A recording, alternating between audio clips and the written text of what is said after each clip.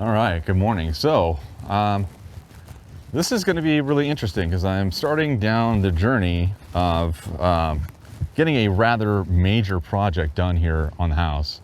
And what we're going to be doing is installing solar panels. Yep, solar panels as well as a backup battery. So, this is kind of like, it's not quite day one. Day one, arguably, is when I reached out to the company that I'm working with here, and just kind of went over all the details on like what I would like to have out of the finished project when it's all complete. And my goal is to be like 100% self-sufficient.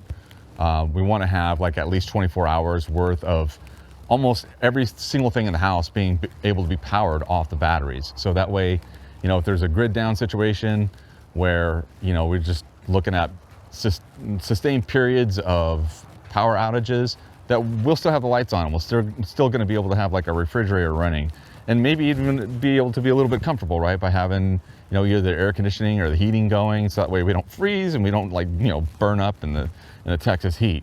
So we've already kind of gone over all the details as far as like what we need to put on the home, and kind of got it all finalized, and it is not cheap.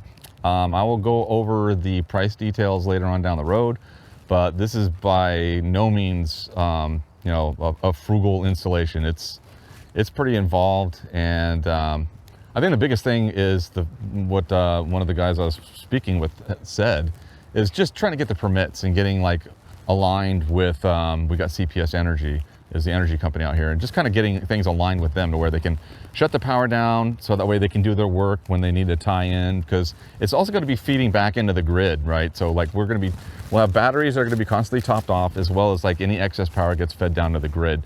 And for the most part, we're going to be using the grid for our battery storage, but we are going to have those other batteries as you know, the ones that are going to be installed in our garage, as a means to have the power on even if the grid goes down. Because if you just got solar panels that are just feeding into the grid and you're kind of using the grid as the batteries, well, if the grid goes down, your solar panels are worthless for the most part. I mean, you can probably use the inverters, but as soon as the sun goes down, hey, that's it, you know, you got no more power. So there's a guy out here right now that is kind of doing the preliminary work.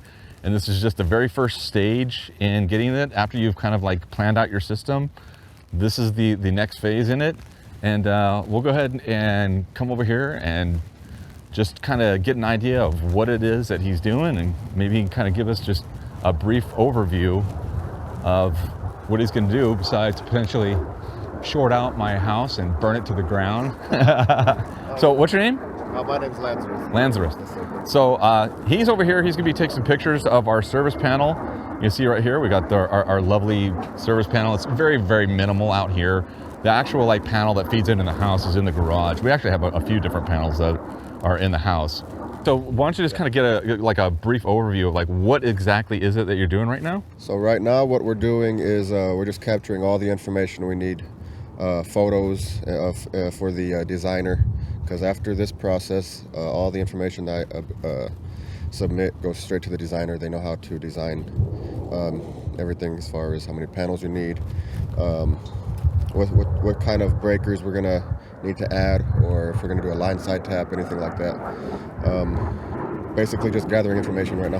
Right, so just getting the photos, and that'll kind of convey to the people that are going to actually be doing the panel layout and all the design. Yes. So just right now, it's just photo capturing is for today, and that's really about it. That's it, just info. Right, so just you're getting some shots of the panel. Like they already got the drone footage of the roof, so you don't need to even get anything off the roof. It's just basically taking a picture of the panel, and that's it. Picture of the panel, measurements, because we may need to trench from here to, because right here we're going to put a battery backup and our PV rack.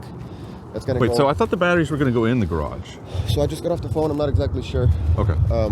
I know the PV rack is going to go right behind here. Yeah. So we will need to trench. So I'm going to be taking measurements as far as how long the trench is going to be from here to the house. Simple information like that. Okay. So yeah, just a real lightweight day, but I wanted to go ahead and kind of capture just the very, very start of this process here, where, you know, they're just gathering all the information that they need in order for us to get this project underway. It's going to be kind of a long endeavor. I believe that they said it's going to take somewhere around maybe like 7 to 8 weeks possibly for it to completely get finished, because they got to coordinate again with like CPS Energy. There's a lot of stuff that has to go in there. They got to pull the permits and just, you know, do a lot of coordination. But as far as like the actual install, from what I was told, getting the panels on the roof is a 1-day process, and then coming back and getting the batteries installed is another 1 day, and then tying everything together is just another day. But the biggest hurdle that they have to go through, like I said, is just kind of coordinating with CPS Energy to make sure the power gets shut off so they can get their job done, and also the inspections too. But this is it. This is the very start, and I'm really excited about getting this. I've wanted to go solar. Got another jet flying overhead again.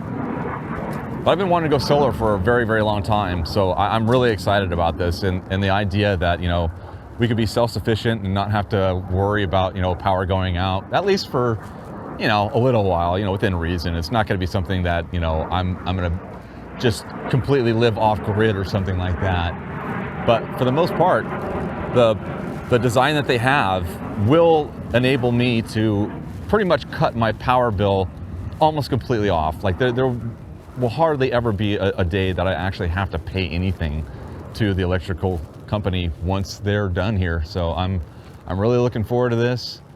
And yeah, I guess that'll be it for part 1. Stay tuned for additional parts, because this is definitely gonna be one of those multi-part series, because it's just gonna take a long time. And I don't wanna stitch it all together in one video, because it might be just a little bit too long, you know?